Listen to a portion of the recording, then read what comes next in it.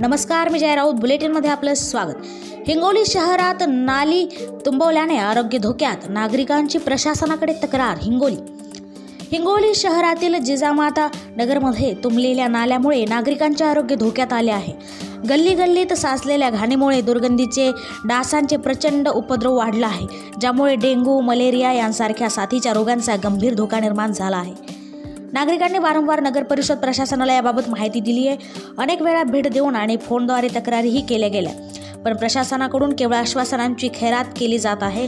प्रजासत्ताक दिनानंतर स्वच्छता मोहीम राबवली जाईल असे सांगण्यात आले होते, मात्र आजपर्यंत कोणतीही कार्यवाही झालेली नाही. नियमितपणे कर भरणाऱ्या नागरिकांना मूलभूत स्वच्छतेच्या सुविधांसाठी संघर्ष करावा लागत आहे. वर्षभरात एकदाही नाल्यांची योग्य सफाई केली जात नसल्यामुळे आजूबाजूच्या घरात दुर्गंधी पसरली आहे. लहान मुले, वृद्ध आणि महिलांना या परिस्थितीचा विशेष त्रास होत आहे. प्रशासनाने तातडीने दखल घ्यावी, संपूर्ण परिसराची स्वच्छता करून द्यावी, नाल्या साफ करून द्याव्यात अशी मागणी संतप्त नागरिकांकडून केली जात आहे. अन्यथा प्रशासनाविरोधात आंदोलन छेडले जाईल असा इशारा नागरिकांनी दिला आहे. TV24 मराठीसाठी राजू मगर, मुख्य संपादक, हिंगोली.